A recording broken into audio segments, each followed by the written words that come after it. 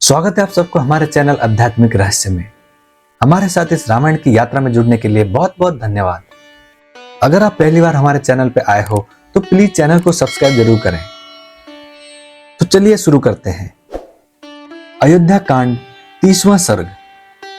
सीता का वन में चलने के लिए अधिक आग्रह, विलाप और घबराहट देखकर श्री राम का उन्हें साथ ले चलने की स्वीकृति देना, पिता माता और गुरुजनों की सेवा का महत्व बताना तथा सीता को वन में चलने की तैयारी के लिए घर की वस्तुओं को दान करने की आज्ञा देना। श्री राम के समझाने पर मिथिलेश कुमारी जानकी वनवास की आज्ञा प्राप्त करने के लिए अपने पति से फिर इस प्रकार बोली। सीता अत्यंत डरी हुई थी। वे प्रेम और स्वाभिमान के कारण विशाल वक्ष स्थल वाले श्री रामचंद्र जी पर आक्षेप से करती हुई कहने लगी, श्री राम, क्या मेरे पिता मिथिला नरेश विदेहराज जनक ने आपको जमाता के रूप में पाकर कभी यह भी समझा था कि आप केवल शरीर से ही पुरुष हैं, कार्यकलाप से तो स्त्री ही हैं? नाथ, आपके मुझे छोड़कर चले जाने पर संसार के लोग अज्ञानवश यदि यह कहने लगे कि सूर्य के समान तपने वाले श्री रामचंद्र में तेज और पराक्रम का अभाव है, तो उनकी यह असत्य धारणा मेरे लिए कितने दुख की बात होगी। आप क्या सोचकर विषाद में पड़े हुए हैं अथवा किससे आपको भय हो रहा है, जिसके कारण आप अपनी पत्नी मुझ सीता का, जो एकमात्र आपके ही आश्रित है, परित्याग करना चाहते हैं।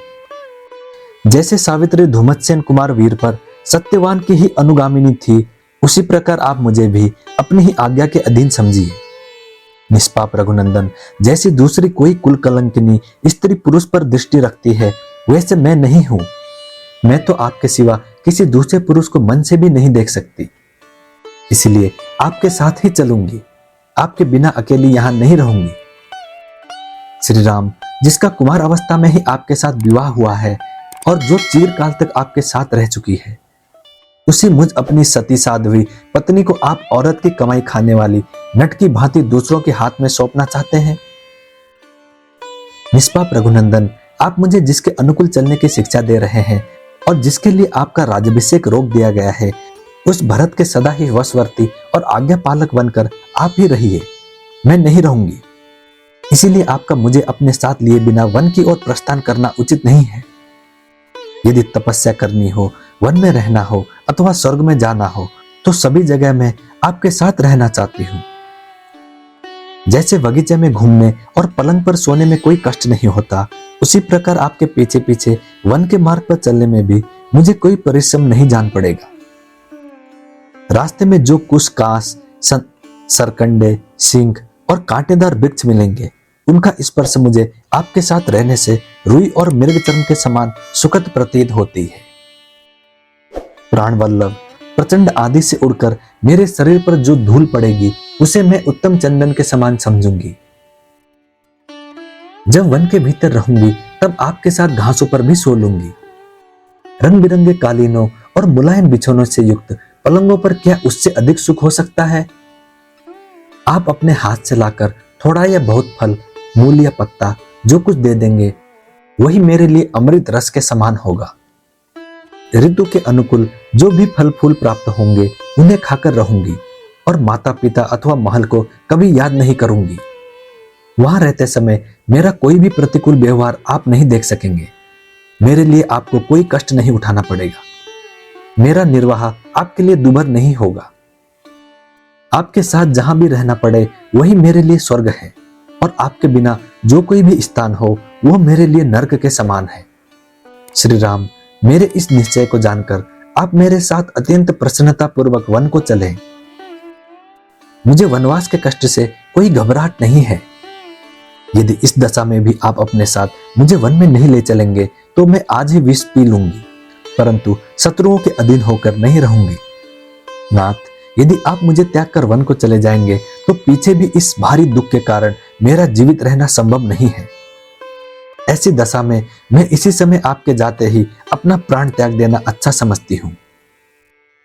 आपके विरह का ये शोक मैं 2 घड़ी भी नहीं सह सकूंगी। फिर मुझ दुखिया से यह 14 वर्षों तक कैसे सहा जाएगा? इस प्रकार बहुत देर तक करुणाजनक विलाप करके शोक से संतप्त हुई सीता शिथिल हो अपने पति को जोर से पकड़कर उनका गाढ़ आलिंगन करके फूट फूट कर रोने लगी। जैसे कोई हथिनी विष में बुझे हुए बहुसंख्यक बाणों द्वारा घायल कर दी गई हो, उसी प्रकार सीता श्री रामचंद्र जी के पूर्वोक्त अनेकानेक वचनों द्वारा मर्माहत हो उठी थी।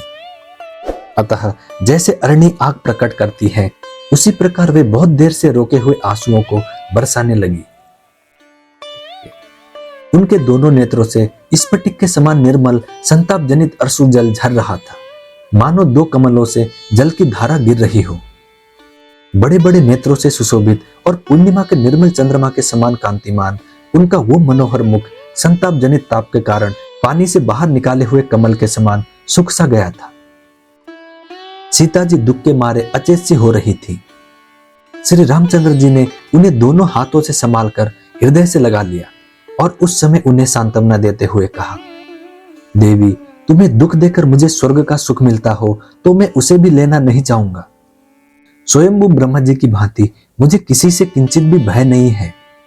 सुभान ने, यद्यपि वन में तुम्हारी रक्षा करने के लिए मैं सर्वथा समर्थ हूं, तो भी तुम्हारे हार्दिक अभिप्राय को पूर्ण रूप से जाने बिना तुमको वनवासिनी बनाना मैं उचित नहीं समझता था।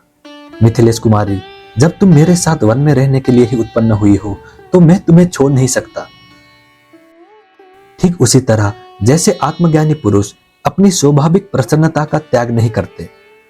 हाथी की सूंड के समान जांग वाली जनक किशोरी, पूर्व काल के सत्पुरुषों ने अपनी पत्नी के साथ रहकर जिस धर्म का आचरण किया था, उसी का मैं भी तुम्हारे साथ रहकर अनुसरण करूंगा। तथा जैसे सूर्यचरला अपने पति सूर्य का अनुगमन करती है, उसी प्रकार तुम भी मेरा अनुसरण करो। जनक नंदिनी, यह तो किसी प्रकार संभव ही नहीं है कि मैं वन को न जाऊं, क्योंकि पिताजी का वो सत्ययुक्त वचन ही मुझे वन की ओर ले जा रहा है। सुश्रोणी, पिता और माता की आज्ञा के अधीन रहना पुत्र का धर्म है, इसीलिए मैं उनकी आज्ञा का उल्लंघन करके जीवित नहीं रह सकता। जो अपनी सेवा के अधीन है, उन प्रत्यक्ष देवता, माता, पिता एवं गुरु का उल्लंघन करके जो सेवा के अधीन नहीं है, उस अप्रत्यक्ष देवता देव की विभिन्न प्रकार से किस तरह आराधना की जा सकती है। सुंदर नेत्र प्रांत वाली सीते, जिनकी आराधना करने पर धर्म, अर्थ और काम तीनों प्राप्त होते हैं तथा तीनों लोकों की आराधना संपन्न हो जाती है, उन माता, पिता और गुरु के समान दूसरा कोई पवित्र देवता इस भूतल पर नहीं है। इसलिए भूतल के निवासी इन तीनों देवताओं की आराधना करते हैं। सीते, पिता की सेवा करना कल्याण की प्राप्ति के जैसा प्रबल साधन माना गया है। वैसा न सत्य है, न दान है, न मान है और न पर्याप्त दक्षिणा वाले यज्ञ ही है।